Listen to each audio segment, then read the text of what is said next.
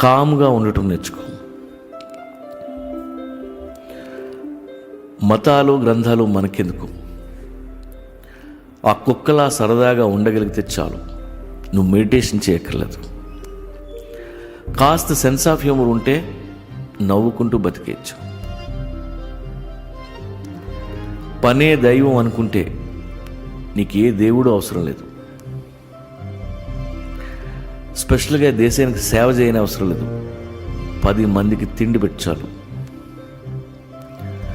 సొసైటీని సీరియస్గా తీసుకోవద్దు.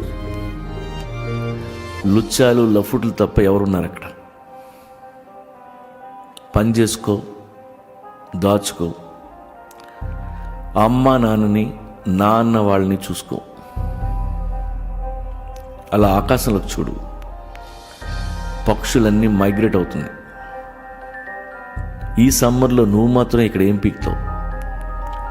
వాటిలాగే నువ్వు ట్రావెల్ చేయి, అలా తిరిగిరా.